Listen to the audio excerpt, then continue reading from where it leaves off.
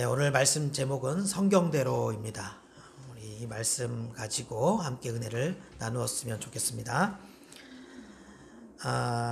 우리 고난주간이었는데요. 지난주가 고난주간인 지난 한 주 동안 다들 어떻게 지내셨는지 궁금합니다. 저 같은 경우는 이제 일상에서 여러 부분을 식사라든지 즐기는 부분이라든지 그런 것들을 절제하면서 순간순간 다가오는 시험들에 넘어가지 않으려고 다른 때보다 더 긴장하며 지냈습니다. 신기하게도 유독 고난주간에는 그렇게 좀 아픈 경우가 또 속상하고 화나는 경우가 많더라고요. 그래서 이번에도 미리 각오를 했습니다. 그래서 더 참고 더 조심하자. 화내거나 경솔한 언행을 하지 않도록 주의하자. 이제 그렇게 각오를 다지면서 다른 때보다 더 신경 써서 말씀 묵상하고 기도하고 그렇게 지냈던 것 같습니다. 제가 그러던 중 문득 이런 생각이 들더라고요. 사실 늘 이래야 되는데 주님이 깨어있으라 말씀하신 것이 고난주간에만 깨어있으라 그렇게 말씀하신 게 아닐 텐데 참 이게 항상 이래야 되는 게 아닐까 이런 생각이 들더라고요. 그래서 저는 이번 고난주간의 그런 경험들이 저의 삶 전체를 되돌아보는 그런 계기가 또 새로운 다짐을 하는 그런 계기가 되었습니다. 여러분은 어떠셨는지 궁금해요. 여러분들은 지난 한 주간 어떤 생각들을 하시고 그렇게 절제하는 삶을 사시면서 어떤 생각들을 하셨는지 궁금합니다. 만약 지난 주일에 다짐한 대로 그렇게 실천을 잘 하신 분들은 아마 저와 비슷한 생각을 하셨지 않을까 그런 생각을 합니다. 아무쪼록 여러분 나름대로의 은혜가 있었기를 바랍니다. 오늘은 부활주일입니다. 우리가 성경 말씀을 묵상하다가 깨닫게 되는 정말 놀라운 사실이 있습니다. 그것이 뭐냐면 예수님의 죽음과 부활, 그런 구원의 역사들이 모두 다 한치의 오차도 없이 구약 성경의 예언대로 진행되었다는 사실입니다. 예수님도 그 모든 여러 가지 고난을 당하시면서 그 모든 것이 말씀에 기록된 대로 진행되는 것임을 아셨고 또 여러 차례 제자들에게도 그 사실을 가르쳐 주셨습니다. 그리고 그 모든 일들을 묵묵히 감당하셨습니다. 가룟 유다가 배신을 할 때도 얼마나 마음이 아프셨겠어요? 하지만 결국 그 일도 구약 성경에 예언된 일이기 때문에 그 아픔을 예수님께서는 담담히 받아들이신 것입니다. 그러면서 그때 이렇게 말씀하셨지요. 예수님께서 이렇게 말씀하셨습니다. 인자는 자기에 대하여 기록된 대로 가거니와 인자를 파는 그 사람에게는 화가 있으리로다. 자, 여기서도 보면 기록된 대로 이렇게 말씀하시잖아요. 요한복음에서도 이렇게 말씀하십니다. 내가 그들과 함께 있을 때 내게 주신 아버지의 이름으로 그들을 보존하고 지키었나이다. 그 중에 하나도 멸망하지 않고 다만 멸망의 자식뿐이오니 이는 성경을 응하게 함이니이다. 여기도 보면 예언된 성경을 응하게 하기 위해서라고 이렇게 말씀하시는 것을 볼 수 있습니다. 다른 제자들의 배신에 대해서도 마찬가지입니다. 마태복음 26장을 보면 오늘 밤에 너희가 다 나를 버리리라. 기록된 바 내가 목자를 치리니 양의 떼가 흩어지리라 하였느니라. 이렇게 말씀하십니다. 예수님께서 체포되실 때 베드로가 칼을 휘둘렀죠. 그때 예수님이 베드로에게 칼을 거두라고 명령하시면서도 이렇게 말씀하십니다. 너는 내가 내 아버지께 구하여 지금 12군단 더 되는 천사를 보내시게 할 수 없는 줄로 아느냐? 내가 만일 그렇게 하면 이런 일이 있으리라 한 성경이 어떻게 이루어지겠느냐? 그리고 계속해서 말씀하시죠. 이렇게 된 것은 다 선지자들의 글을 이루려 함이니라. 자, 예수님은 이렇게 사소한 거 하나까지도 구약 성경에서 예언된 내용을 주의 깊게 생각하셨다는 것입니다. 또 가룟 유다가 예수님을 넘기는 조건으로 대제사장들과 은 30의 계약을 하지 않았습니까? 이제 결국 그 일 때문에 예수님이 더 빨리 체포되신 거거든요. 그런데요, 원래 유대 지도자들은 유월절이라는 큰 명절이 다가오고 있으니까 예수님을 그때는 죽이지 않으려고 했어요. 우리가 안 좋은 일을 명절에 일부러 행할 이유가 없잖아요. 그래서 유대 지도자들도 그렇게 하려고 그랬어요. 그래서 성경에 보면 그 대제사장들과 장로들이 이렇게 말을 해요. 명절에는 하지 말자. 이런 얘기를 합니다. 그런데 그런 계획을 하고 얼마 되지 않아서 생각지 못한 일이 발생을 한 겁니다. 가룟 유다가 적극적으로 움직인 거예요.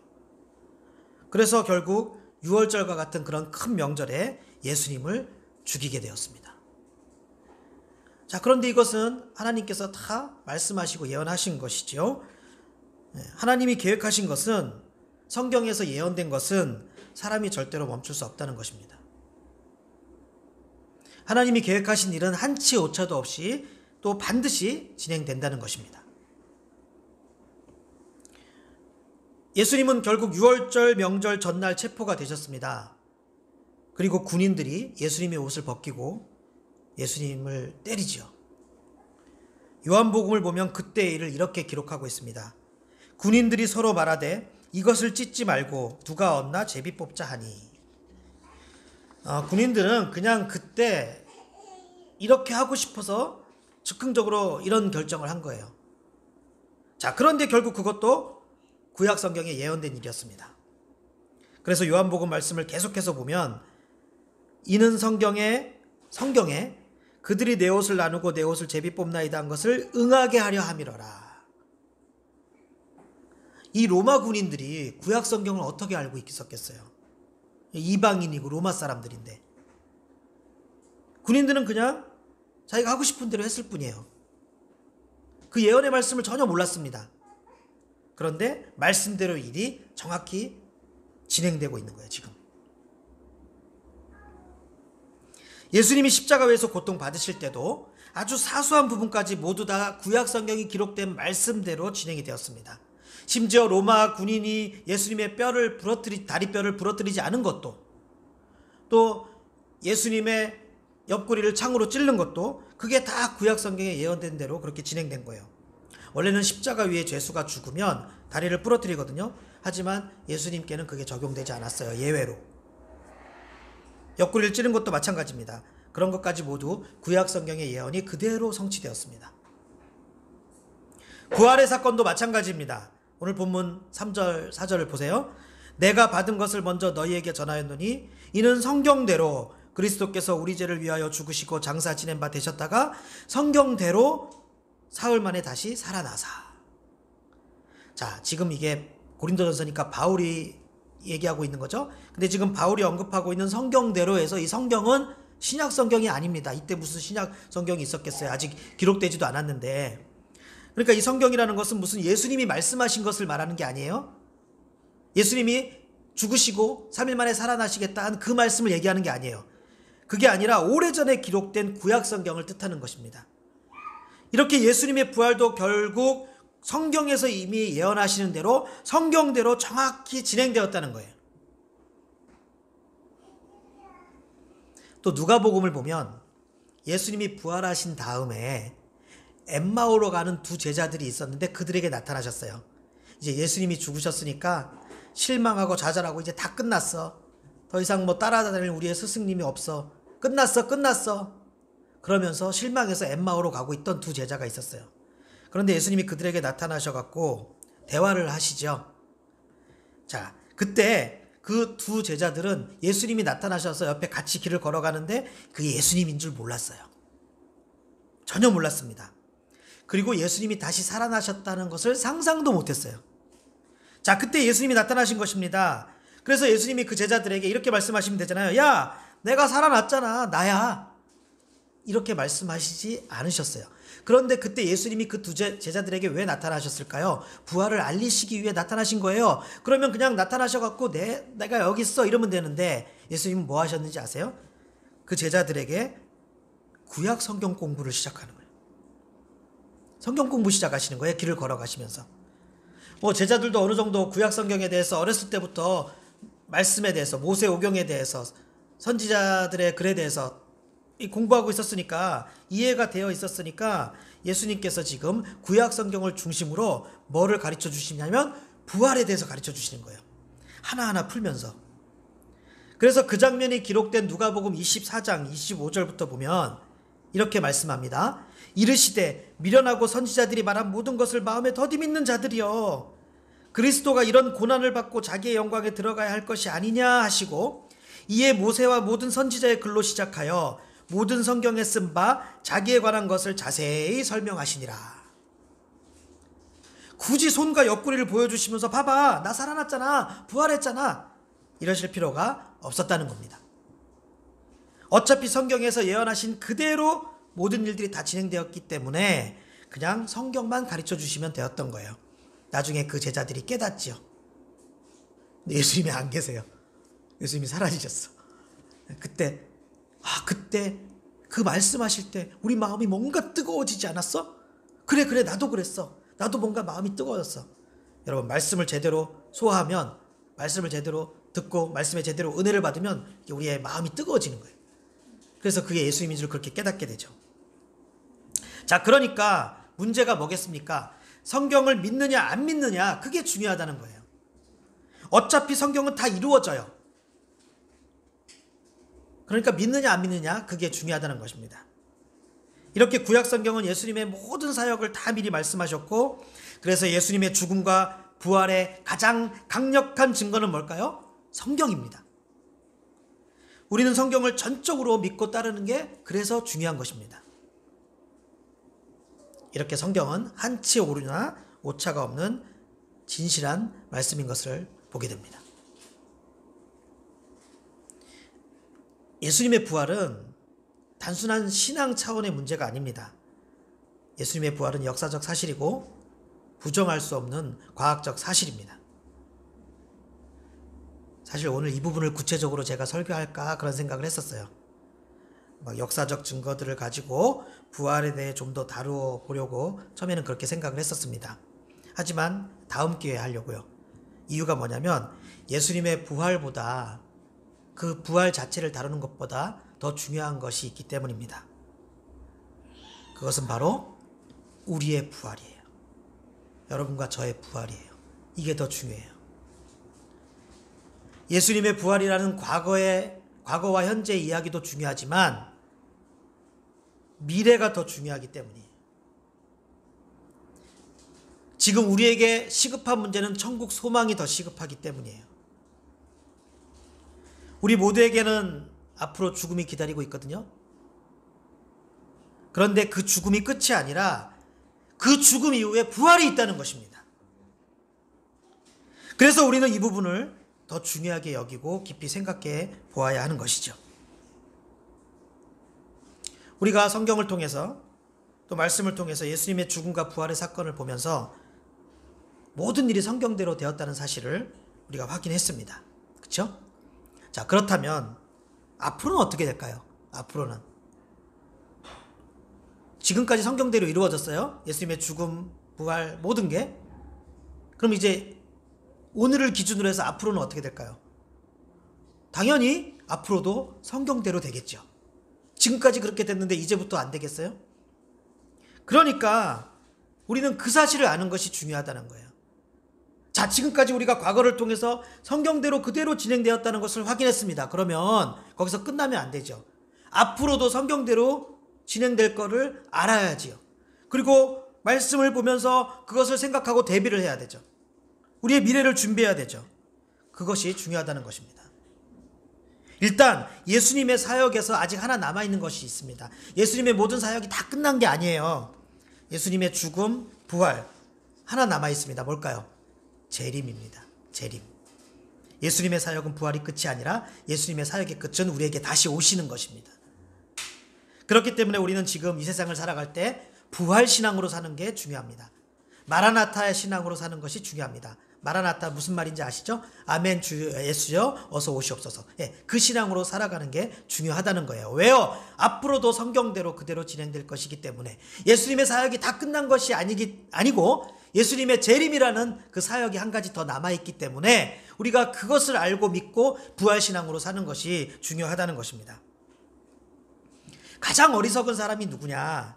또 제가 가장 어리석어 보일 때가 어떤 때냐면요, 경험을 해놓고도 실수를 반복하는 거예요. 그리고 당한 것에 또 당하는 거예요. 다른 사람이 그럴 때도 참 한심해 보이지만 제가 그럴 땐 정말 미치겠더라고요.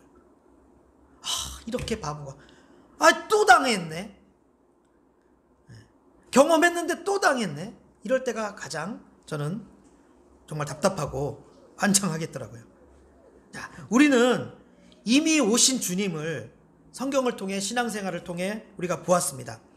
그렇다면 오실 주님도 바라보아야 되는 거 아닙니까? 언제까지 지나간 것만 바라보고 있겠어요? 사도행전을 보면요, 예수님의 승천을, 예수님이 이제 살아나신 다음에 여러 사람들에게 보이시고 이제 하늘로 올라가셨어요. 그런데 그 예수님의 승천을 지켜보았던 많은 사람들이 있었습니다. 예수님께서는 여러 사람들이 지켜보는 가운데 하늘로 올라가셨습니다. 그런데 이 사람들이 예수님이 딱 올라가셨는데 계속 그렇게 멍하게 하늘만 쳐다보고 있는 거예요. 예수님은 지금 올라가셨는데. 근데 저도 그랬을 것 같아요. 그 당시에 있었으면. 저도 그 자리를 뜨기가 힘들었을 것 같아요. 계속 쳐다보고. 그때 천사들이 그들 곁에서 이렇게 말을 합니다. 사도행전 1장 9절부터 보시면, 이 말씀을 마치시고 그들이 보는데 올려져 가시니 구름이 그를 가리워 보이지 않게 하더라. 이제 올라가셨어요? 없어요?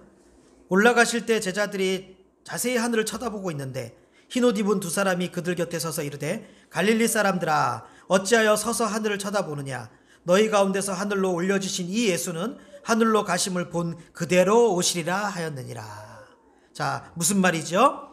이제 앞으로 오실 그 예수님을 기다리는 일이 더 중요하다는 거예요. 우리 예수님도 부활하신 다음에 같은 맥락으로 말씀을 하신 적이 있었습니다. 마태복음 28장을 보면 예수님이 부활하신 다음에 이렇게 말씀하세요. 11 제자가 갈릴리에 가서 예수께서 지시하신 산에 이르러 예수를 배웠고 경배하나 아직도 의심하는 사람들이 있더라. 야, 그 예수님이 살아나셔서 제자들 앞에 보여주셨는데 의심하는 사람들이 있었대요. 뭐 예수님이 그렇게 하셔도 이렇게 의심하면 지금 사람들이 이렇게 안 믿는 게 이해가 가죠. 자, 근데 그때 예수님이 이렇게 말씀하세요. 예수께서 나와 말씀하여 이르시되, 하늘과 땅의 모든 권세를 내게 주셨으니 그러므로 너희는 가서 모든 민족을 제자로 삼아 아버지와 아들과 성령의 이름으로 세례를 베풀고 내가 너희에게 분부한 모든 것을 가르쳐 지키게 하라. 볼지어다 내가 세상 끝날까지 너희와 항상 함께 있으리라 하시니라. 바로 이것이 중요하다는 거예요. 이것이. 성경 말씀대로 다 이루어진 지나간 역사들을 경험했으면 이제 그 성경 말씀대로 다가올 미래를 향해 담대하게 나아가라는 거예요. 구원의 역사를 경험했으면 이제 증인이 되어서 담대하게 전진하라는 거예요. 그게 진짜 중요하다는 것입니다. 우리는 반드시 다가올 미래를 준비해야 합니다. 저는 종종 장례식장에서 그런 생각이 들어요. 이제 장례식장을 가보신 분들 아시겠지만 장례식장에 가보면 앞에는 고인의 영정사진이 이렇게 탁 있고 수많은 사람들이 그 앞에서 조문을 합니다. 그리고 또 흩어져서 3, 4 모여서 식사를 하기도 하고, 또 가족들은 영정사진 주변에서 조문객들을 맞이합니다. 그런데 그때 저는 그런 생각이 들더라고요. 그럴 때마다 그 안에 있는 저를 포함한 모든 사람들이 사실 다 죽음을 앞두고 있는 사람들 아닙니까? 그 고인이 먼저 가셨지만 이제 다음 차례들이 쭉 있는 거잖아요. 그 고인이 특별한 분이고 우리랑 다른 무슨 그런 일을 겪은 게 아니라 우리 모두는 그렇게 곧 죽을 사람들이잖아요.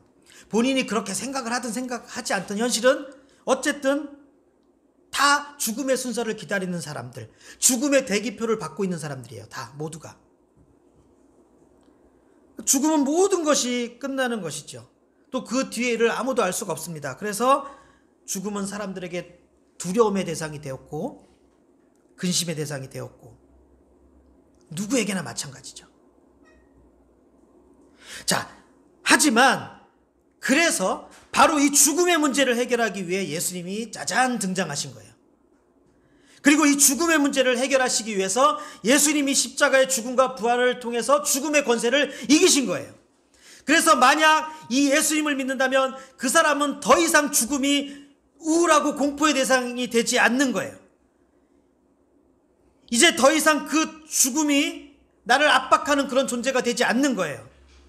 판이 완전히 바뀐 거예요. 예수님 때문에.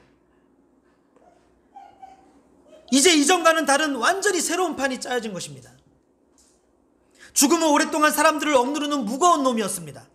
죽음은 오랫동안 사람들의 숨통을 조여오는 무서운 놈이었습니다. 그런데 예수님께서 부활하심으로 인해 그 죽음을 극복하시고 우리에게도 그것을 극복할 수 있는 권세를 주신 것입니다. 그래서 예수님께서 분명하게 선포하시는 것입니다. 예수님께서 우리를 향해 담대하게 선포하시는 것입니다. 뭐라고요? 죽어도 살겠고, 죽어도 살겠고. 요한복음 11장 25절 말씀. 예수께서 이르시되 나는 부활이요 생명이니 나를 믿는 자는 뭐라고요? 죽어도 살겠고. 이제 담대하게 이 말씀을 예수님께서 선포하실 수 있게 된 거예요. 부활 때문에. 부활로 죽음의 권세를 완전히 누르셨기 때문에, 우리도 그 권세를 그대로 받기 때문에 죽어도 살겠고. 판이 완전히 바뀐 거예요. 모든 사람들은 죽음의 대기표를 받고 벌벌 떠는 그런 공포 속에서 살아갔어요. 그러나 예수님이 판을 완전히 뒤집으신 것입니다. 죽음의 권세를 완전히 이기신 거예요. 이제 죽음의 권세는 완전히 무너져 버린 거예요. 이제 우린 더 이상 죽음을 기다리는 사람들이 아니라 새로운 삶을 기다리는 사람들이 된 것입니다. 우리는 이 사실을 명심해야 돼요. 또 아직 먼 훗날의 일이라고 생각하시면 안 돼요. 그렇게 생각할 땐 소중한 시간을 낭비하게 됩니다.